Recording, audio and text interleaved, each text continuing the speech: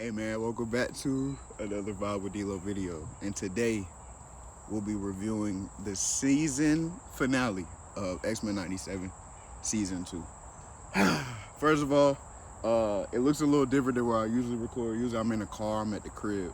I just got done running and I watched the season finale maybe about an hour ago. So I'm trying to get this to y'all while everything is fresh on my mind. I know I've been telling y'all that's something I've been trying to get better at. So excuse me not having a shirt on. It's because I just got done running. Well, really, I just got done running, but I stopped in the park before I made it home to go ahead and get this video to y'all now. But okay, X-Men 97, Episode 8, season finale. Where do we even start? First of all, if you haven't watched it already, please click off this video and then come back to it. But start off, man, Nightcrawler, bro. Why they do my boy Nightcrawler like that, man? But in all seriousness, his sacrifice was an ultimate testament of what type of character he's been in this series, and of course this season as a whole.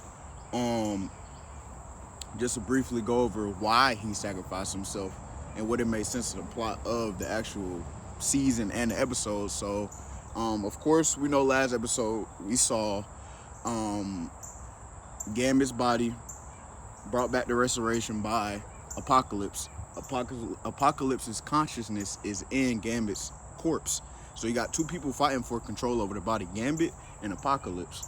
And of course, at the end of the last episode, we saw Gambit being back at the front of the body, but that wasn't gonna last for long, as everybody knew. So we get to this episode, and basically it's a countdown clock to Apocalypse taking control of Gambit's body and Gambit never gaining control back. And basically you have the X-Force and X-Factor teaming up to go up against the X-Men to take down Gambit and Apocalypse together. They don't really care that Gambit's in there. I get it in some instances, but then at the same time, it's like, bro, we talking about Gambit. You can't just off Gambit, bro.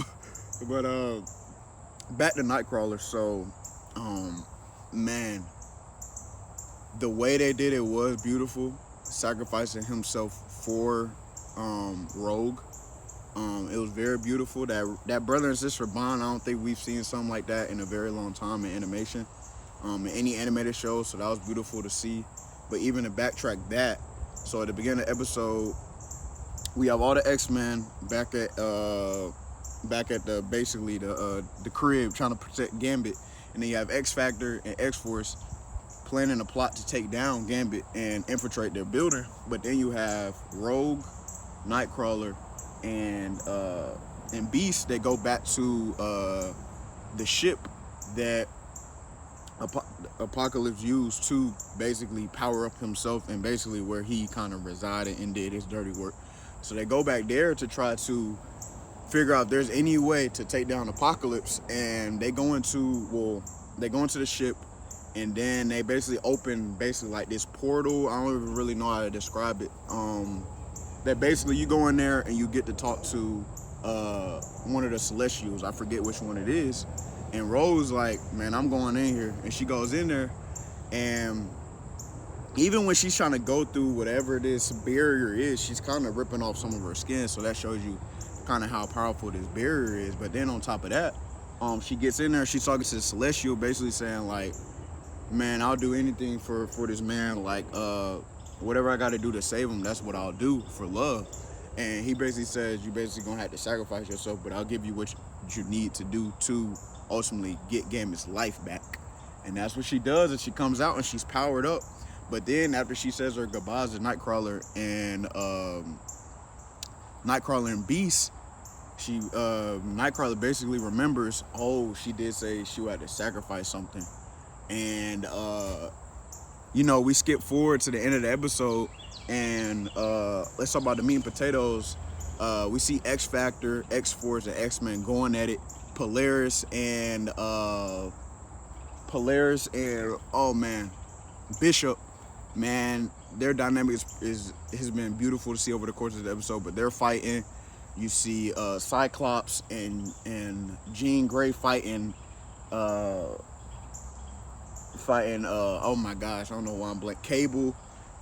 It's a good ending battle scene of the season, for sure.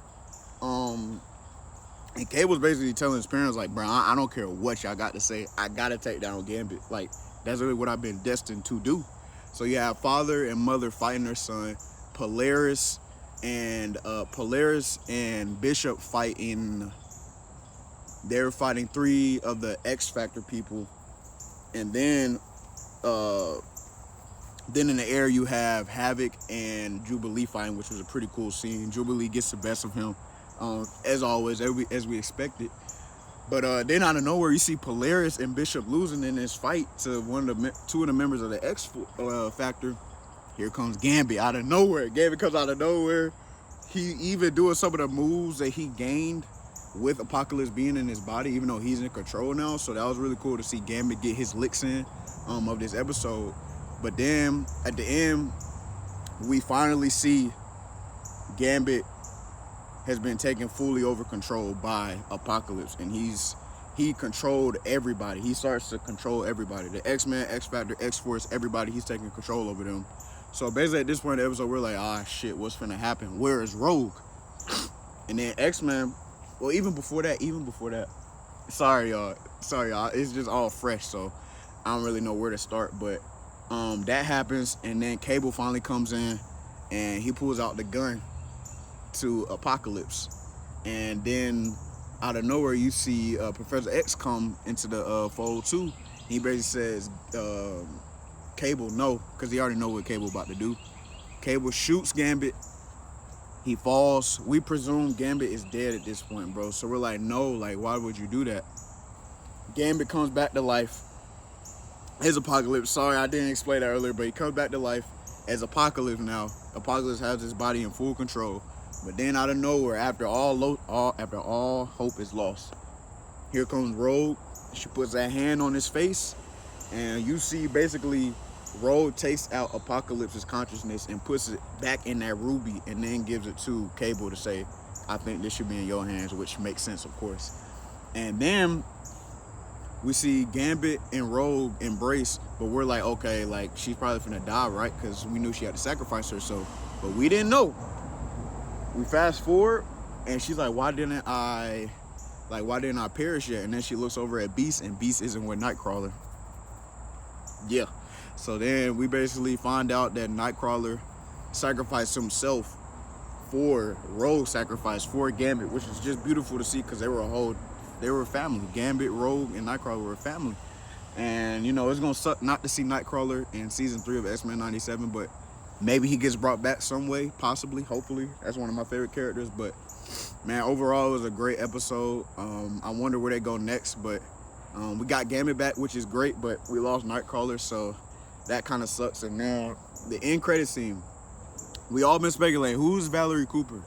Is she possibly another mutant that we know about?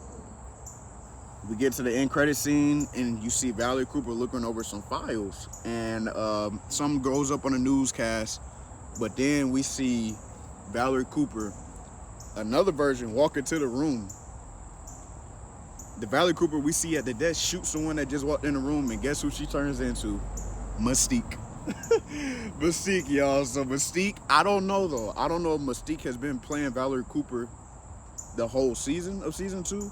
I don't know if she just took over her body at the end of the season. We don't know, but that was a crazy reveal, because we haven't seen Mystique season 1 or season 2 of X-Men 97. So we know she's probably going to be one of the antagonists moving into season 3 of X-Men 97. So for the episode, I give it a 8.5 out of 10. And for the season, X-Men 97 season 2, I'll probably give it a solid 8. It was a good season. I know comparison is a thief of joy, but if I did have to compare it to the first season, last season, I would say season 1 was a bit better, but it was still a good overall season. Great storyline. Rogue kind of was a star of this season, and yeah, man, it was a good one. Appreciate y'all tuning in to all the episodes that I've broken down for this series, man. The next series I'll probably be breaking down will be the Lantern series, and that drops on Sunday. So same Same format. I'll break down at least one episode each week. If not, I'll do 2 episodes in one video. But I appreciate y'all tuning in for another video, man. And I'll see y'all in the next one.